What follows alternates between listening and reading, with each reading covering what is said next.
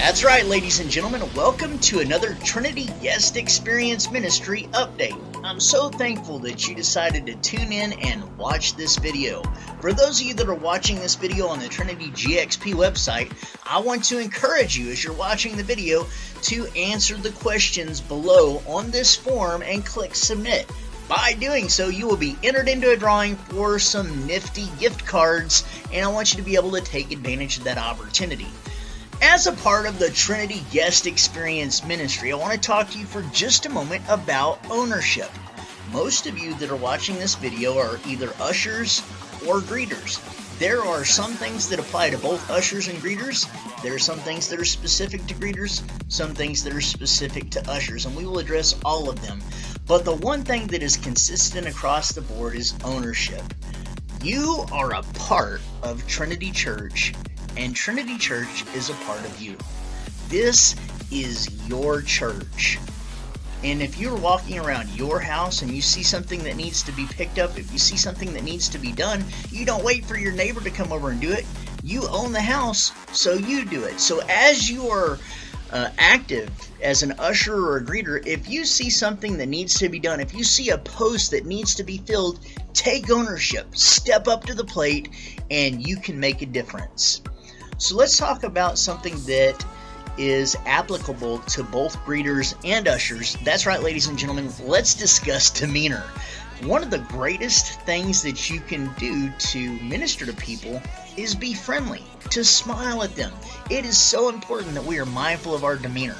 If you're focused on something that happened at work that upset you during the work week and you find yourself frowning and grinding your teeth and the vein pulsing in the side of your head, that is not going to be a very positive experience for the person that you greet, because they might be thinking that you're angry at them. Some of the things that we can do to help our demeanor remain positive are to greet both members and non-members, friends, family members, guests. Greet everybody alike. Shake their hand warmly. Make eye contact with them while you're shaking their hand. Wear a friendly smile. Use a friendly voice. Don't exhibit any behavior that could be considered disruptive. If you're sitting there and you're greeting people or you're ushering, don't spend more time talking to your co-greeter or another usher than you are serving the people. That is such a turnoff, and we want to make sure that we are bringing glory to the Lord in all that we do. I want to also encourage you to participate in the service. Don't just serve, but when you're in worship, as you are helping people find a seat, remain in an attitude of worship, because you are serving, you are ministering in the house of the Lord. There's some specific things to greeters that I wanted to talk about. Greeters, remember the 20-20 principle. That means show up 20 minutes before the service that you're serving and stay at your post 20 minutes into the service. Please do not abandon your post 10 seconds after the service starts. It's very important that we are there to serve our Trinity Church family members and their guests as they come in, to greet them, to welcome them into the house of the Lord. So stick around your post. On your way in, stop by the guest connection booth and see if there's anything that needs to be distributed.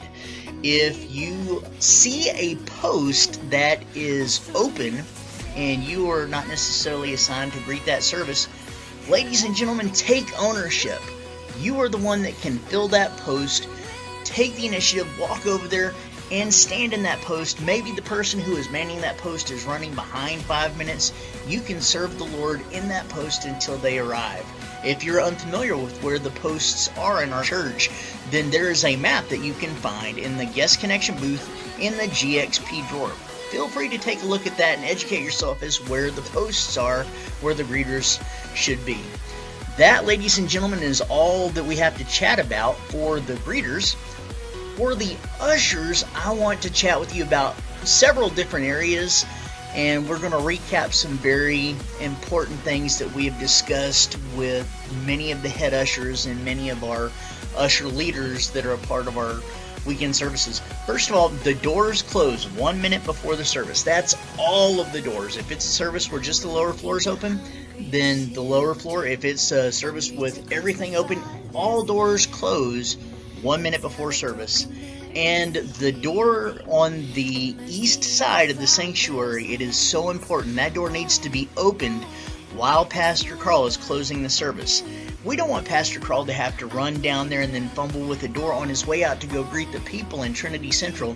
So if you see that there is not an usher at that post before the end of the service, take the initiative, go prop those doors open while Pastor Carl is closing the service, and that will be a tremendous blessing to our congregation. I want to also talk to you for a moment about children, because we are in a beautiful season here at Trinity Church where there's a lot of blossoming families, and some people choose to keep their children in the service with them rather than checking them into Kids Place. And that sometimes causes issues where there is a child that becomes disruptive. And I'm not just talking about a crying baby. It might just be a happy baby that's chirping and having a good time. If the family chooses not to take their children to Kids Place and there is a disruption, pass them a Kids Place card. Make them aware. Perhaps they're a visitor and they don't know what we have available. If you give them a Kids Place card and they still stick around in the service and the child remains disruptive, then take a moment and as nicely as possible ask the parent if you could help them find the nursery or find Kids Place and help them gather their things. And if they do not respond to you, grab the head usher and the head usher will contact me if needed. Most of the time you will not have to do any of that. Most of the time a parent will resolve the situation, but there's going to be sometimes that there's a child that will cry out, just a brief cry. So we have a policy. If a parent gets the situation under control, we don't necessarily say anything. However, if there is 15 to 20 seconds of continual noise, or if there are 3 loud outbursts, we need to make the parents aware of the cry rooms. And that is such an important ministry. When Pastor Carl's up there preaching, the last thing that he needs to be focused on is someone that is having some issues in the service. We love our families and we want to make sure that they are aware of every ministry opportunity for their children. For those of you that are new ushers, you can find a stack of the Kids Place cry cards in the back of the sanctuary on the tables located in the old foyer. If a parent refuses to leave the service with their child that is crying, immediately notify the head usher and they will get me. If there's someone that's moving around during the sermon, for those of you that are ushers towards the front of the auditorium, I want to encourage you, if you see them making a path towards the front of the auditorium as if they're about to walk across the front in the midst of the message, I want to encourage you to stop and just say, would you mind walking around? And direct them. Don't just allow them to walk across the middle of the front while Pastor Carl's preaching. That's very distracting, and we want to serve our congregation better than that. Y'all are doing a fantastic job, ushers, of seating people. And for those of you that are new, the basic principle is we seat people front to back and center to sides. It is the responsibility of each usher to encourage our congregation to sit in the areas that we have designated for them to sit. The head usher is going to assign various people to monitor each section, and they're going to ask simple questions like, hey, are these seats beside you right here taken? Is there someone that's coming? They'll ask questions to find out where the available seats are, and then they will communicate where these seats are to the people that have folks coming in the back by holding up how many seats there are and pointing to where they are. That's a great opportunity for us to serve our people by helping them find a seat, and it really takes things to the next level. We're doing a great job of that, so keep up the good work. We want to always remain active in seating people. Right now we're seating about 15% more people in the main sanctuary than we ever have, so 2 thumbs up. Great job, ushers. The single greatest thing that we can do for our congregation is to show them that we care by escorting them to their seats. So it's the responsible of the usher that's in charge of that section to know how many seats are available and to communicate that to the people in the back.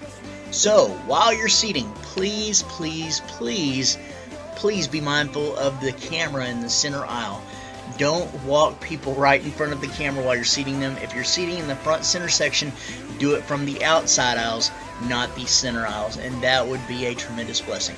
For the count, when you're doing the count, make sure that you take note of all of the people that are not only in the lower floor but in the balcony, in Trinity Central, in the chapel venue. If we're using any other overflow venues, include those numbers, and also make sure that you have someone to count the altar call for each service, and that would be a tremendous blessing.